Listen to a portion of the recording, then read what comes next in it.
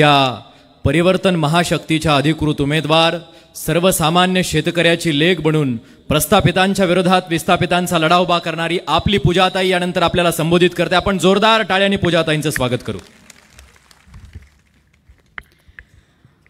आजच्या या माझ्या प्रचाराच्या सभेच्या निमित्तानं मंचावर उपस्थित असणारे छत्रपती संभाजीराजे, त्याचबरोबर मंचावर उपस्थित असणारे आप्पासाहेब कुडेकरजी, स्वराज्य पक्षाचे सरचिटणीस डॉक्टर धनंजयजी जाधव, त्याचबरोबर मंचावर उपस्थित असणारे आमचे दीपक भाई केदार, बीडच्या महाशक्ती परिवर्तनचे उमेदवार कुंडलिक बापू खांडे, प्रहारचे आमचे तालुका अध्यक्ष अर्जुन सुतार, आमच्या स्वाभिमानी शेतकरी संघटनेचे सगळे पदाधिकारी आणि पंडित पवारांची दहशत झुगारून या ठिकाणी स्वाभिमानाने येऊन बसलेला माझा मतदारसंघातील माझा प्रत्येक मतदार, या भाषणाला सुरुवात करण्याच्या पूर्वी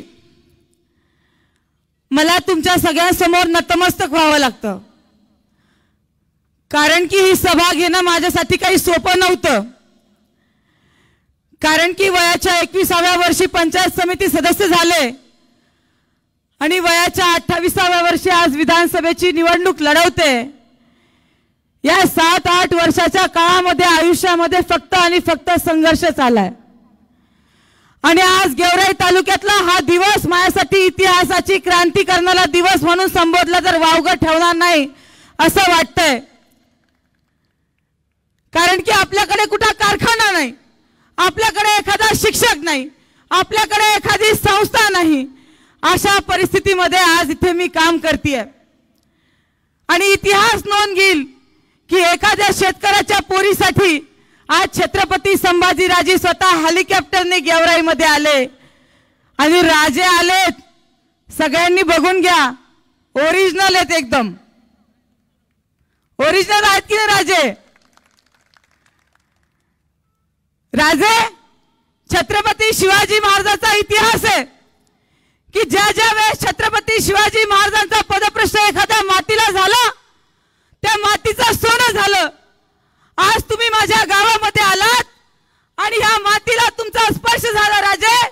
माझ्या प्रत्येक मतदारसंघातल्या माणसाचं सोनं झाल्याशिवाय राहणार नाही असा ठाम विश्वास मला या निमित्तानं वाटतोय। राजे, माझी लढाई ही एकीकडे राजवाडा आणि दुसरीकडे गावगाडा अशी आहे। माझ्या समोर उभा असलेला उमेदवार हा एका राजवाड्यामध्ये राहणार आहे आणि दुसरीकडे मी एका सामान्य शेतकऱ्याची मुलगी आहे। परंतु आजपर्यंत मी जे लढले, जे मी इथपर्यंत आले, या कारखानदारांच्या, या प्रस्थापितांच्या नजरेत नजर घालून त्यांना प्रश्न विचारण्याची ताकद या पूजा मोरेने ठेवली आणि म्हणून आज पूजा मोरे या ठिकाणी उभी आहे। राजे, मी या निमित्ताने तुम्हाला शब्द देते की माझ्या आयुष्यामध्ये विस्थापितांचं नेतृत्व करत असताना मी अनेक वेळा संघर्ष केला, अनेक वेळा मला अपमान सुद्धा सहन करावा लागला, पण हा विस्थापितांचा आवाज घेऊन मी निघालेली राजे। मी आयुष्यभर या प्रस्थापितांसमोर झुकणार नाही, मारलं तरी त्यांच्यासमोर वाकणार नाही आणि बलिदान द्यायची वेळ पडली तरी त्यांच्या समोर मागे हटणार नाही, कारण की माझ्या समोर छत्रपती संभाजी राजेंचा आशीर्वाद आहे। राजे, मी 7-8 वर्षापासून या मतदारसंघामध्ये फिरतेय। प्रचंड दुःख या भागातल्या लोकांचं मी पाहतेय राजे। मला कधी कधी सांगू सुद्धा वाटत नाही राजे, आमच्या भावांचं दुःख आहे। आज प्रत्येक गावामध्ये जर गेलो राजे तर आज 30-30, 40-40 वर्ष 30-30, 40-40 मुलं आज बिना लग्नाची आहेत। त्यांच्या आई वडिलांना झोप सुद्धा लागत नाही। अरे राजे, या मुलांची लेकरं लग्न का होत नाही याचं कारण जर आपण विचारलं तर एखादा देव कोपला म्हणून या मुलांची लग्न होत नाहीत, एखादा शनी लागला म्हणून या देवाची पोरांची लग्न होत नाहीत। पण खऱ्या अर्थाने आमच्या कापसाला आणि सोयाबीनला त्या ठिकाणी भाव भेटत नाही आणि म्हणून आमच्या गावगाड्यातल्या शेतकऱ्यांच्या पोरांची लग्न होत नाही। ही दुर्दैवी परिस्थिती मी उघड्या डोळ्याने पाहते राजे। पण या ठिकाणाहून मी पण करते की राजे, विधानसभेची निवडणूक लढवल्यानंतर 23 तारखेला हा मतदार ज्यावेळेस मला विजयी करेल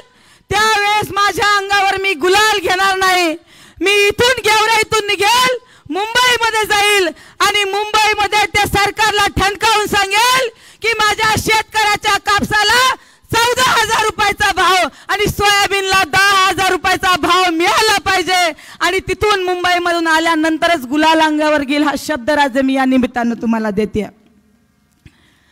राजे मला आमदार कशासाठी व्हायचंय? अनेक जण म्हणतात की मुलीचं वय खूप कमी आहे.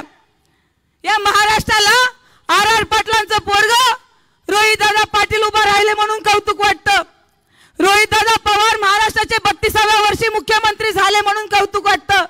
पण राजे सामान्य शेतकऱ्याच्या पोरीला विधानसभेच्या निवडणुकीमध्ये लढणं आणि उभा राहणं ही सुद्धा कौतुकाची गोष्ट असायला पाहिजे. राजे आज मला आमदार कशासाठी व्हायचंय? राजे या गेवराई तालुक्यामध्ये भौगोलिक वातावरण खूप सुंदर आहे. राजे माझा ज्या भागामध्ये जन्म झाला आणि माझी कुर्मभूमी असणारी हे गेवराई तालुका, एकीकडे सिंदफणा नदी आहे आणि दुसरीकडे आमची गोदावरी नदी आहे आणि ह्या दोन्हीमध्ये वसणारा हा माझा तालुका आहे. राजे आज जर बघितलं या तालुक्याने जर चांगलं नियोजन केलं, पाण्याचं जर नियोजन झालं तर माझा गेवराई तालुका हा प्रतिपंजाब होऊ शकतो.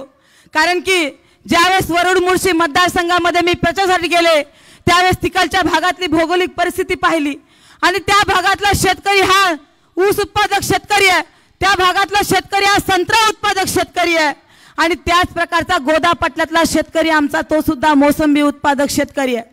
प्रचाराच्या निमित्तानं ताजू शेठ नावाच्या एका प्रकल्पाच्या मालकाकडे मी गेले आणि त्यावेळेस तो प्रकल्प पाहिला आणि त्या प्रकल्पामध्ये मी पाहिल्यानंतर मला कळलं की एखादा ऊस उत्पादक शेतकऱ्याचा प्रकल्प जर उभा केला, संत्रा उत्पादकांचा जर प्रकल्प उभा केला तर त्या ठिकाणी 10,000 महिलांना त्या ठिकाणी काम भेटू शकतं. राजे मला या निमित्तानं हेच सांगायचंय की माझा गोदापट्ट्यातला काम करणारा काबाड कष्ट करणारा सिंदफण्यातला काबाड कष्ट करणारा शेतकऱ्याला जर पाणी भेटलं तर त्या ठिकाणी आम्ही ऊस उत्पादक शेतकरी असू द्यात, मोसंबी उत्पादक शेतकरी असू द्यात, आम्ही सुद्धा त्या ठिकाणी प्रकल्प उभा करून 10,000 महिलांच्या हाताला रोजगार निर्माण करून देण्याचं काम, यासाठी मला आमदार व्हायचंय. राजे एवढंच नाही राजे, तर मला आमदार कशासाठी व्हायचंय? आमच्या भागातला स्पर्धा परीक्षेचा अभ्यास करणारा विद्यार्थी, आज गावामध्ये लाईट नसते, गावामध्ये अभ्यासिका नसते, आई वडील गावामध्ये राहतात आणि ह्या मुलांना म्हटलं पुण्या मुंबईला शिक्षण करावं लागतं, वडापाव खाऊन जगावं लागतं. परंतु या मुलांना सुद्धा त्या ठिकाणी सोयी सुविधा भेटल्या पाहिजेत. पेपर फुटीच्या प्रकरणामुळे अनेक विद्यार्थ्यांचं आयुष्याचं नुकसान होत आहे, त्यांचे प्रश्न सभागृहामध्ये मांडले गेले पाहिजेत. त्यासाठी राजे मला आमदार व्हायचंय. राजे मला आमदार कशासाठी व्हायचंय? माझ्या भागातल्या तरुणांना आज हाताला नोकरी नाही, हाताला काम नाही, त्या तरुणांच्या हाताला काम भेटलं पाहिजे आणि त्या भूमिपुत्रांना या गेवराई तालुक्यामध्ये आणि माजलगावची MIDC इथून 20 किलोमीटरवर आहे, त्या माजलगावमध्ये सुद्धा आमच्या तरुणांच्या हाताला काम भेटलं पाहिजे. यासाठी राजे आम्हाला आमदार व्हायचंय. राजे आम्हाला आमदार कशासाठी व्हायचंय? आज मतदारसंघातल्या जिल्हा परिषदच्या शाळा जर बघितल्या तर त्याला आज बाकडे बसायला नाहीत, त्याला दरवाजे नाहीत, त्याला खुर्च्या नाहीत. माझी इच्छा आहे जर मी आमदार झाले आणि मला विश्वास आहे की आज लोक जरी या ठिकाणी बसलेले कमी असतील तरी या दहशतही मिटवण्यासाठी गावगाड्यामध्ये बसलेला आणि मोबाईलवरून पाहणारा माझ्या मतदारसंघातील मतदार यांना मला आवर्जून सांगायचंय की जर मी मतदार झाले तर जिल्हा परिषद शिकणारा शाळेत शिकणारा विद्यार्थी सुद्धा त्या शाळेमध्ये बसून कलेक्टर होण्याचं स्वप्न पाहू शकला पाहिजे. यासाठी मला राजे आमदार व्हायचंय. एवढंच नाही राजे, तर आमच्या तालुक्यातल्या महिला सुरक्षित नाही. या गेवराई तालुक्याचा महिलांच्या बाबतीतला इतिहास फार वाईट आहे. राजे या तालुक्यामध्ये 7 वाजेच्या नंतर महिला रस्त्यावर आम्हाला दिसत नाही. माझी इच्छा आहे मी जशी वाघिणीसारखी महाराष्ट्रामध्ये वागते तसे माझ्या गेवराई विधानसभा मतदारसंघातली प्रत्येक महिला या मतदारसंघामध्ये वाघिणीसारखी जगली पाहिजे आणि वागली पाहिजे. यासाठी राजे मला आमदार व्हायचंय. एवढंच नाही राजे, परवाच्या दिवशी मी सिरसदेवीमध्ये प्रचार करत होते आणि प्रचाराच्या निमित्तानं प्रत्येक व्यापाऱ्याच्या भेटी घेत होते आणि त्या दिवशी मी व्यापाऱ्यांच्या भेटी घेत असताना 3ऱ्या-4थ्या दुकानात असल्यानंतर 10व्या-15व्या दुकानातला मालक अक्षरशः दुकान सोडून जात होता आणि त्या दुकानात असलेला 25-15 लाखाचा माल तो उघड्यावर टाकून जात होता, गल्ल्यावर उठवून जात होता. मी बघत होते मी व्यापाऱ्यांच्या भेटी घ्यायला येते आणि व्यापारी दुकानात का बसत नाहीये आणि त्यावेळेस मला कळालं की या पंडित पवारांच्या दहशतीमुळे, प्रस्थापितांच्या दहशतीमुळे व्यापारी आपला गल्ला मोकळा सोडून, आपला माल मोकळा सोडून कुठेतरी दडत होते. एवढी काय दहशत राजे प्रस्थापितांची? खऱ्या अर्थानं ही पवार पंडितांची आणि प्रस्थापितांची दहशत मोडीत काढण्यासाठी राजे मला आमदार व्हायचं आहे। एवढंच नाही राजे, तर आज शेतकऱ्यांच्या प्रचंड आत्महत्या होतात राजे। मी एक शेतकऱ्याची मुलगी आहे आणि त्या वेदना मला समजतात आणि मी नेहमी माझ्या भाषणामध्ये सांगते की महाराष्ट्रामध्ये वावर करत असताना मला एक शेतकऱ्याची आत्महत्या अत्यंत काळजाला लागलेली आहे आणि ती म्हणजे मराठवाड्याची लेकबाळ म्हणून लातूर जिल्ह्यामध्ये मोहिनी भिसे नावाची एक शेतकऱ्याची मुलगी।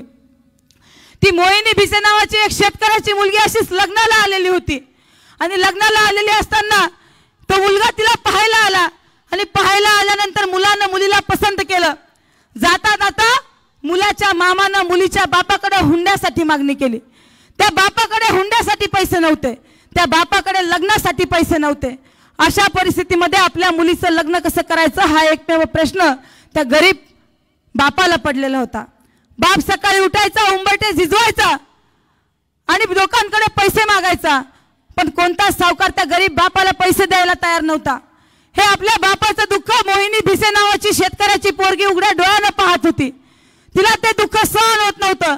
जेव्हा दुसऱ्या दिवशी माय बाप शेतामध्ये गेले त्यावेळेस त्या मोहिनी भिसेनं एक चिठ्ठी लिहिली आणि त्या चिठ्ठीमध्ये काय लिहिलं बांधवांनो, त्या चिठ्ठीमध्ये त्या पोरीनं लिहिलं की देवा, मी असं काय पाप केलं की मी एका शेतकऱ्याच्या पोटाला जन्माला आले।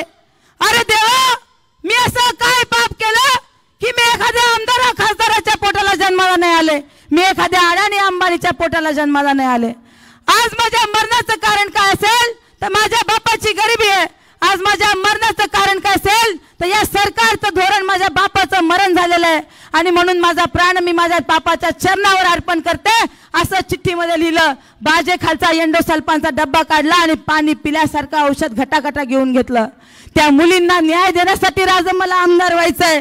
एवढंच नाही तर रस्ता असेल, वीज असेल, लाईट असेल, तालखेड आणि टाकरवन मधला 132 केवीचा प्रश्न मिटवण्यासाठी राजे मला आमदार व्हायचंय। राजे एवढंच नाही तर प्रस्थापितांच्या विरोधात आम्ही जो आज बंड करतोय ना राजे, तो आज यांच्या डोळ्यामध्ये खुपायला लागलेला आहे। एक शेतकऱ्याची मुलगी आज उभा राहिली आणि त्यामुळे राजे माझ्या प्रचार यंत्रणेमध्ये सुद्धा मला प्रचंड त्रास दिला जातोय। आज माझ्या भोंग्याच्या रिक्षा माझ्या गावागावापर्यंत पोहोचल्या जात नाही। या जागेची परमिशन मिळवण्यासाठी ग्रामसेवकापासून ते वरपर्यंत सगळ्यांनी त्रास दिला राजे। आज माझ्या भोंग्याची रिक्षा जर गावामध्ये पोहोचवायची असेल तर एक परमिशन काढायला मला 3-3 दिवस लागतात आणि या प्रस्थापितांचा एखादा शिक्षक त्या अधिकाऱ्याला फोन करतो आणि तो अधिकारी सरासर अर्ज लिहितो आणि त्या साहेबाच्या घरापर्यंत परमिशन नेऊन देतो। या तुटपुंच्या यंत्रणेमध्ये आम्ही शेतकऱ्याची पोरं आज लढतोय राजे। या तालुक्यामध्ये 60-70 वर्षापासून घराणेशाही आहे। त्यांचीच मुलं आमदार होतात, त्यांचीच मुलं खासदार होतात।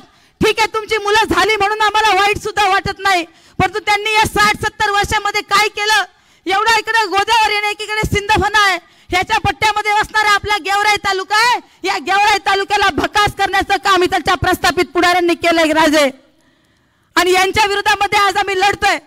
खरं तर आज निवडणुकीला उभा राहण्याचा आणि एवढा संघर्ष करण्याचं आमचं वय सुद्धा नसेल राजे, परंतु ज्या वयामध्ये आम्ही सुखी संसाराची स्वप्न पाहायला पाहिजे होती आणि नवरा बायकोने समुद्रावर बसून आपल्या लेकरा बाळांचं रंग रंगवायला पाहिजे होते, त्या वयामध्ये राजे मी शेतकऱ्यांसाठी लाट्या काट्या खाल्ल्या। एवढंच नाही राजे तर पोलिसांच्या केसेस सुद्धा अंगावर घेतला।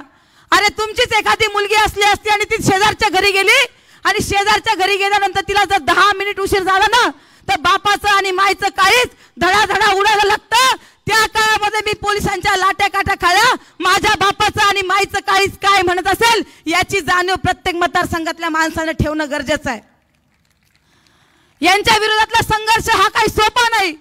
60-70 वर्षापासून तेच घराणे राज्य करतायत आणि निवडणुकीच्या वेळेमध्ये शेवटच्या क्षणाला ज्यावेळेस आमची विस्थापितांची मुलं लढतात तर त्यावेळेस तुम्ही सांगतात की त्यांची हवा नाही, त्यांची हवा नाही, ते काय निवडून येणार आहेत का? आणि मग तुमचं मत व्हायला जाऊन देऊ नका। अरे आम्ही 60-70 वर्षापासून तुमचंच मत, तुम्हालाच मतदान करतो। आमच्या भोंग्याच्या रिक्षा फिरलेला तुम्हाला आवडत नाही, आम्ही विस्थापितांचा मंच निर्माण केलेला सुद्धा तुम्हाला आवडत नाही आणि आम्ही आज अशा ठिकाणी भाषण करतो हे सुद्धा आम्हाला वाटत नाही। अरे केलं ना आमच्या बापाने, 70 वर्ष तुमच्या सतरंजा टाकल्या, 70 वर्ष तुमच्या चपला पुसण्याचं काम माझ्या बापाने केलं आज एखादी शेतकऱ्याची जर पोरगी लढत असेल तर तिच्या भोंग्याच्या रिक्षाची परवानगी सुद्धा तुम्ही तिथपर्यंत पोहोचू शकत नाही, देत नाही, हे दुर्दैव आहे. अशा परिस्थितीमध्ये एक शेतकऱ्याची मुलगी म्हणून मला तुमच्याकडे अर्थ हाक मागायची आहे की आणि तुमच्या समोर जोळी पसरायची आहे की या प्रस्थापित पुढाऱ्यांविरोधात एक 28 वर्षाची सर्वसामान्य शेतकऱ्याची पोरगी लढतीये. तुम्ही लढू शकत नाही याची मला जाणीव आहे, कारण की तुम्हाला संरक्षण नाही. पण छत्रपतींच्या साक्षीनं सांगते, माझ्या सोबत काम करणाऱ्या आणि मला साथ देणाऱ्या एकाही भावाच्या केसाला जर या प्रस्थापितांनी, या पवार पंडितांनी जर केसाला सुद्धा धक्का लावला तर ही पूजा मोरे त्यांच्या घरावर डफळे घेऊन गेल्याशिवाय राहणार नाही. ही क्रांती मला या निमित्तानं करायची आहे. राजे एका नेत्यांनी माझी लायकी काढली हो. लोकसभेला मी बजरंग बाप्पाचा प्रचार करत होते आणि एक नेता मला म्हणला, मी गावगाव बजरंग बाप्पाच्या सभा करत होते आणि एक नेता बाजूला घेऊन मला भडंगवाडी या गावामध्ये म्हणला की तू जरा लायकीत राह, तुझं जास्तीपेक्षा लायकी तुझं जरा लायकीपेक्षा जास्त व्हायला लागले. हा तालुक्यातला प्रस्थापित नेता आजही निवडणुकीला उभा आहे. माझी सगळ्या शेतकऱ्याच्या पोरांना, शेतकऱ्यांना विनंती आहे की एका लढणाऱ्या लेकीची जर हा वाळू खाणारा नेता जर लायकी काढत असेल तर तुम्हाला सगळ्यांना हात जोडून विनंती आहे की 23 तारखेला एका शेतकऱ्याच्या पोरीची लायकी काय असते हे दाखवण्याचं काम इथलच्या मतदारसंघातल्या प्रत्येक मायमावल्यांना केलं पाहिजे. राजे एवढंच नाही तर आपल्याला ही लोकशाही मधली लढाई लढायची आहे आणि तुम्ही त्यांना भीत असाल हो, परंतु आज मी तुम्ही भीत असताना सुद्धा एका सर्वसामान्य मुलीने हिंमत केली आहे. माझी तुम्हाला सगळ्यांना विनंती आहे की आमच्यासारख्या लेकरांची हिंमत हारून देऊ नका, कारण की आमच्यासारखे लेकरं जर आज हारले ना तर तालुक्यामधला एकही माणूस त्यांच्या विरोधामध्ये संघर्ष करायला तयार होणार नाही. पुन्हा त्यांचीच पिढी, त्यांचेच पोरं, त्याचेच नातवंड तुमच्या आमच्यावर राज्य करत राहतील. आणि म्हणून लोकशाहीच्या माध्यमातून ही लढाई लढत असताना जर प्रस्थापितांना हरवायचं असेल तर आपल्याला त्यांच्यासोबत मारामारी करायची नाही, त्यांचं गचुरं पकडायचं नाही. आपल्याला काय करायचंय तर 20 तारखेला फक्त त्या ठिकाणी जाऊन गुपचूपपणे 6 नंबरचं बटन दाबायचंय आणि खऱ्या अर्थानं माय माऊलाचं कुंकू टिकवायचं असेल, माझा बाप जगवायचा असेल, आमच्या लेकरांचे शिक्षण व्हायचे असतील तर तुम्हाला ही पवार पंडितांची दहशत संपवण्याची काळाची गरज निर्माण झालेली आहे. आणि त्यासाठी जर मी संघर्ष करत असेल तर तुम्ही गुपचूपपणे ते बोट दाबण्याचं काम, ते बटन दाबण्याचं काम करावं अशी माझी इच्छा आहे. आणि म्हणून आज छत्रपती संभाजीराजे एक सामान्य शेतकऱ्याच्या पोरीच्या पाठीशी उभा राहण्याची भूमिका जी घेतली. राजे, या निवडणुकीच्या निमित्तानं मी तुम्हाला एकच सांगेल की छत्रपतींचा आशीर्वाद जर सोबत असेल तर तुम्ही म्हणाल आमदारकीच काय, कोणतीही निवडणूक लढवायला आम्ही मागे पुढे पाहणार नाही. कारण की हा गेवराई विधानसभा मतदारसंघ असा आहे राजे की ज्याच्या गावामध्ये, ज्याच्या मागे गावामध्ये सगळ्यात जास्त गर्दी असती, मतदान पेटी फुटल्यानंतर त्याला मतदानच झालेलं नसतं, अशी परिस्थिती गेवराई तालुक्यातली आहे. आणि म्हणून इथलचा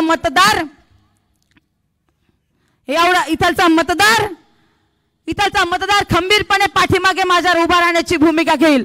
आणि मनोज दादा जरांगे पाटलांना सुद्धा मला या मंचावरून आवाहन करायचंय की दादा, तुम्ही अनेक वेळेस म्हणलात की शेतकऱ्याची पोरं सभागृहामध्ये गेली पाहिजे, आपल्या शेतकऱ्यांचा आवाज त्या ठिकाणी गेला पाहिजे. अरे आमचं आयुष्य बघा, आम्ही कधी वाळू खाल्ली नाही, आम्ही कधी गिट्टी खाल्ली नाही, उलट आम्ही शेतकऱ्यांसाठी लाट्या काट्या खात आलेलो आहे. आणि अशी पोरं प्रस्थापितांच्या विरोधामध्ये संघर्ष करायला पुढे येत असतील तर मनोज दादा जरांगे पाटील, तुम्ही सुद्धा आमच्यासारख्या पोरांच्या पाठीमागे खंबीरपणे उभा राहण्याची भूमिका तुम्हाला घ्यावी लागेल. तरच या प्रस्थापितांचं वाटोळ झाल्याशिवाय राहणार नाही, नाहीतर पुन्हा हे प्रस्थापित नेते आमच्या मानगुटीवर बसल्याशिवाय राहणार नाही. एवढं बोलते आणि पुन्हा एकदा तुमची लेखबाळ म्हणून तुमच्या समोर या ठिकाणी झोळी पसरून तुमच्या समोर मतांचा जोगवा मागते. आणि माझं 6 नंबरचं जे बटन आहे, पेनाची नीब या बटनावर निकाल करा आणि एका लेकी बाळीची झोळी 20 तारखेला भरघोस मतांनी भरा अशी विनंती करते आणि इथं थांबते. जय जवान जय किसान.